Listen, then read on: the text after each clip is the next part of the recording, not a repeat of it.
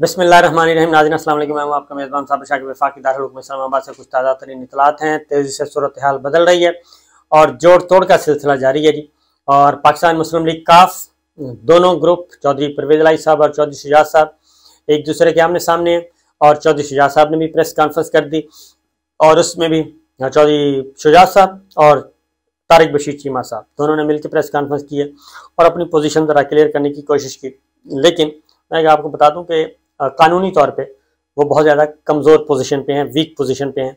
और चौधरी परवेज़ इलाही साहब का जो पलड़ा है वो काफ़ी भारी है आइनी एतबार से, क्योंकि पूरी की पूरी पार्लिमानी पार्टी जो है, पार्लिमानी पार्टी पंजाब की, वो सारी की सारी चली गई है चौधरी परवेज़ इलाही साहब के साथ और उन्होंने वोट कर दिया है और उस वोट को तस्लीम कर लिया गया है।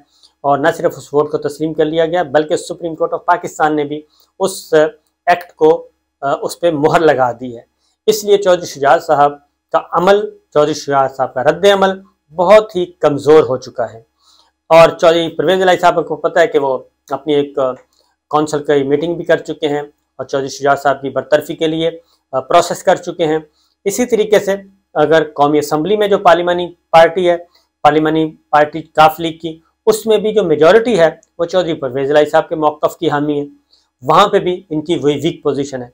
इसलिए ये एक पॉलिटिकल नैरेटिव तो हो सकता है, लेकिन आइनी और कानूनी एतबार से इसमें अब कोई बहुत बड़ी हर्डल नहीं है कि चौधरी परवेज़ इलाही साहब जो है बाकायदा तौर पे पार्टी लीडरशिप संभाल लें और एक प्रोसेस कर लें।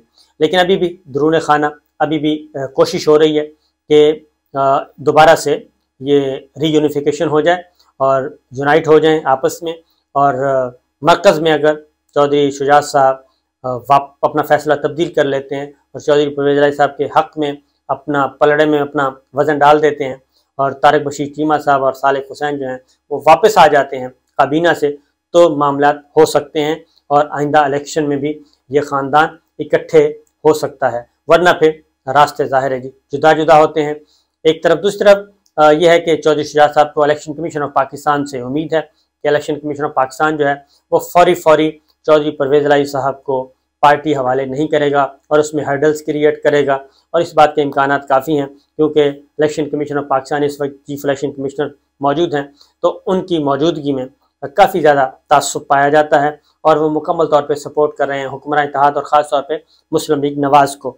तो ये भी अपनी जगह है और वही चांस ले रहे हैं चौधरी शुजात साहब कि उससे कुछ होगा, फ़र्क पड़ सकता है।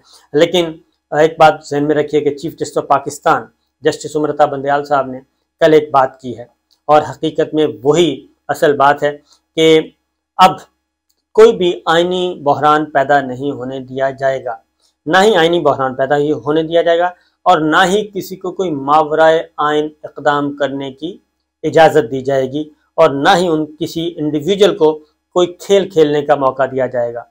ये मैं बहुत पहले से भी आपको बता चुका हूँ कि इस वक्त जिन हालात में मुल्क गुजर रहा है और जिस आइनी बहरान भी आ सकता है मुस्तक़बिल में, मुआशी बहरान तो चल ही रहा है, सियासी गैर यकीनी की सूरत हाल है, उसकी वजह यही थी कि नवंबर में एक खेल खेला, जो नवंबर का खेल था, असल मसला वही था, आदाद शुमार कुछ भी नहीं थे, सिवाय इसके एजेंडा था कि नवंबर में नया आर्मी चीफ। असल मामला ये था। ये बात अब मुस्लिम लीग नवाज़ भी खुलकर बता चुकी है कि हमें तो घर से बुला के कहा गया था कि जनाब आएँ तहरीक आदम एतमाद लेके आएँ, वरना नवंबर में आप पे मुसीबतों के पहाड़ टूट जाएंगे। तो मकसद वही है। तो इसलिए फिर दरमियान में जो कुछ खेल खेलने की कोशिश की गई, तो सुप्रीम कोर्ट ऑफ पाकिस्तान इस वक्त वाहिद ऐसा इदारा है जिसको आइन इख्तियार देता है, आइनी ताकत उसके पास है कि वो हर मसले का हल आइन के अंदर रहते हुए निकाल सकता है और इदारों के दरमियान तवाज़ुन कायम कर सकता है। इदारों के इख्तियारात को उसकी लिमिट्स में रह के इस्तेमाल करने का हुक्म दे सकता है और वो कर भी रहा है। इसीलिए चीफ जस्टिस ऑफ पाकिस्तान ने कल ये कहा कि ये जो शफाफ इलेक्शन हुए हैं वो सुप्रीम कोर्ट ऑफ पाकिस्तान मौजूद था, इदारा ऊपर वो देख रहा था और इसीलिए किसी इदारे को तजावुज़ नहीं करने दिया गया। और इस पे बड़ी सीख पा भी हो रहे हैं बहुत ज़्यादा। सोशल मीडिया पे आप देख रहे हैं कि जो लाइक माइंडेड है हुक्मरान इत्तेहाद के दानिश्वर, वो इसको बड़ा कि जनाब ये तो इलेक्शन कमीशन ऑफ पाकिस्तान का क्या है कारनामा है। हालांकि इलेक्शन कमीशन ऑफ पाकिस्तान का कारनामा नहीं है, इलेक्शन कमीशन ऑफ पाकिस्तान को जितना मौका मिला 2 सीटों पे उसने गड़बड़ की, और वरना तो ये सीटें थी 18 पाकिस्तान तहरीक इंसाफ की। फिर आपने उससे अगला जो मरहला देखा कि अब इलेक्शन जो हैं वो रिज़ाइन एक्सेप्ट किए जा रहे हैं मरहला वार। स्पीकर कौमी असम्बली राजा परवेज़ अशरफ साहब PTI के, उस पे भी अब election commission of Pakistan, deputy speaker कायम मुकाम स्पीकर थे कासिम खान सूरी, उनके फैसले को नहीं मान रहा। वो स्पीकर थे, आइनी स्पीकर थे, उनको नहीं मान रहा, बल्कि उनके फैसले को रद्दी की टोकरी में रख दिया। और स्पीकर कौमी असम्बली इस वक्त राजा परवेज़ अशरफ साहब हैं, जो उनके बाद मुंतखब हुए, उनके फैसलों को फौकियत और अहमियत दी जा रही है। तो इस वजह से इसको भी चैलेंज कर दिया गया है हाई कोर्ट में कि जनाब PTI के 125 अरकान हैं मुस्ताफ़ी हो चुके हैं, और बबांगे दुहल ऐवान में खड़े होकर उन्होंने मुस्ताफ़ी होने का ऐलान किया शाह महमूद कुरैशी की सदारत में। जब वो मुस्ताफ़ी हो चुके हैं तो फिर अब क्या मसला है कि उनके इस्तीफ़ों को प्रोसेस नहीं किया जा रहा। तो 10-10 सीटें, 11-11 सीटें इसलिए मंजूर करवाई जा रही हैं, इस्तीफ़े मंजूर करवाए जा रहे हैं। नंबर 1 ये कि कहीं पाकिस्तान तहरीक इंसाफ जो है वो रिवर्स गेयर ना मारे और तहरीक अदम एतमाद ना सबमिट करवा दे शहबाज शरीफ साहब के खिलाफ, और तहरीक अदम एतमाद सबमिट होती है तो शहबाज शरीफ साहब फारग हो सकते हैं। तो ये चीज़ हो रही है। दूसरी जानिब ये कि जनाब ज़िमनी इलेक्शन की तरफ जाने के बजाय, पूरे इलेक्शन की तरफ जाने के बजाय हम इस पर ज़िमनी इलेक्शन करवाना शुरू कर देंगे। ये एक और बदनीयती है कि 125 हलकों में से 10-10 सीटों के करके हम 2-2 हफ्ते के वक्फे के बाद इलेक्शन करवाते जाएंगे।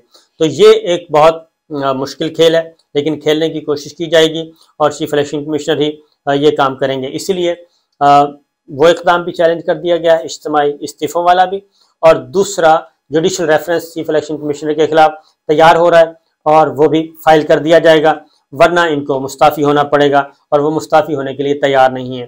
फिर साथ साथ एक और काम भी हो रहा है जी, और वो ये हो रहा है कि नैब का अब अगला NRO2 फेज़ 2 शुरू हो चुका है इसके इम्प्लीमेंटेशन का, और उसमें अमेरिका से भी मदद ली जा रही है, लेकिन लोकल अब चेयरमैन नैब लगाया गया है।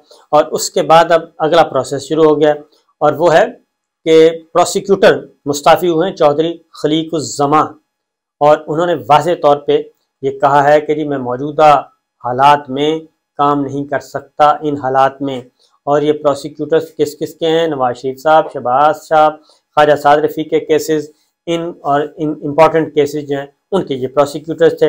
अब जाहिर है नैब जो है वो चेयरमैन नैब और नैब बोर्ड जो है वो डायरेक्शन देता है, इंस्ट्रक्शन देता है, और इसके अकॉर्डिंगली जाके कोर्ट में स्टेटमेंट देनी है। तो अब ये कोशिश की जा रही है कि अदालतों में कमज़ोर प्रोसिक्यूशन की जाए, और नवाज शरीफ साहब का मामला और शहबाज शरीफ साहब का और मरियम सफदर साहिबा का, कैप्टन सफदर साहब का, जितने भी केसेस हैं पॉलिटिकल, मुस्लिम लीग नवाज के और अदर्स, ये इनको मैनेज कर लिया जाए और अदालतों में जाके कमज़ोर केस पेश किया जाए, कमज़ोर मौक़िफ़ इख्तियार किया जाए, और अदालतों के पास बरी करने के अलावा या एहतसाब अदालतों की तरफ से दिए सज़ाओं को कलअदम करार देने के अलावा कोई ऑप्शन बाकी ना बचे।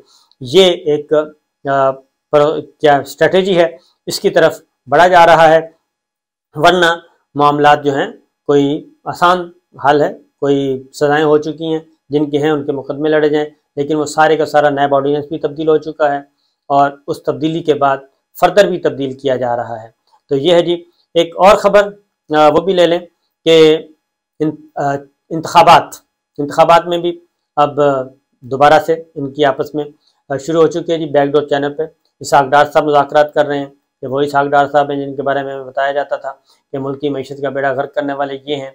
और डाउन लीक्स में भी जब इनको कहा गया कि जनाब आप ये करें, कलअदम तंजीम पाबंदी आयद करें, उनके खिलाफ इक़दाम करें, वरना फैटअप वाला मामला सर पे आ जाए, तो इसहाक डार साहब के ज़रिए ही नवाज शरीफ साहब से बात की गई थी। फिर इसहाक डार साहब ने कहा हम ये सियासी वजह नहीं उठा सकते इतना ज़्यादा, तो इसलिए अभी फ़िलहाल चलने दें, अगर हमने कलअदम तंजीमों को कुछ कहा तो नुकसान हमें होगा सियासी तौर पे। तो ये सारी बातें हमें बताई गई थी, लेकिन अब इसहाक डार साहब के ज़रिए ही बातचीत हो रही है, मुज़ाकरात हो रहे हैं। तो इसी तरीके से इलेक्शन कमीशन ऑफ पाकिस्तान का फैसला आ चुका है जी फॉरेन फंडिंग केस में। अब इसके बाद ये डस्ट भी ज़रा कुछ दिनों में बैठ जाएगी, और उसके बाद फिर एक नई वेव आएगी, नया दौर शुरू होगा, और जो इमरान खान साहब को پالیٹکس سے باہر کرنے کا جو خواب ہے شاید وہ پورا نہ ہو سکے۔ اس کی ریزن ہے کہ اس وقت مقبول ترین جماعت، مقبول ترین رہنما سب تسلیم کر رہے ہیں، اور ہماری اطلاع کے مطابق کچھ بیک ڈور چینل پہ عمران خان صاحب کے ساتھ ملٹری اسٹیبلشمنٹ کے رابطے ہو چکے ہیں، ملاقاتیں بھی ہو چکے ہیں، اور اب مل بیٹھ کر عام انتخابات کا انعقاد اور اس کو آگے بڑھانا ہے۔ کیسے بڑھانا ہے، کوئی آئینی بحران بھی پیدا نہ ہو، تو وہ ساری کوششیں کی جا رہی ہیں۔ لیکن مسلم لیگ نواز شریف صاحب، جس وقت نواز شریف صاحب خاص طور پہ وہ ہیں، ان کی پوری کوشش ہے کہ اگلا آرمی چیف جو ہے وہ شہباز شریف صاحب ہی لگائیں، اور اس وقت تک یہی سیٹ اپ رہنا چاہیے۔ اگلی فیلڈنگ سیٹ کر لیں ہم، اور اسی فیلڈنگ کی سیٹ کرنے کے لیے وہ ٹائم لے رہے ہیں۔ اگلا آرمی چیف انہوں نے لگانا ہے، اس وقت تک وہ کہتے ہیں کہ انتخابات اناؤنس نہیں ہونے چاہیے۔ انتخابات اگلے آرمی چیف آئیں، وہ ذرا 4-5 مہینے اپنا سیٹ ہوں اور فیلڈنگ سیٹ ہو، اور اس کے بعد پھر آگے انتخابات کا سوچا جائے، فی الوقت انتخابات کا نہ سوچا جائے۔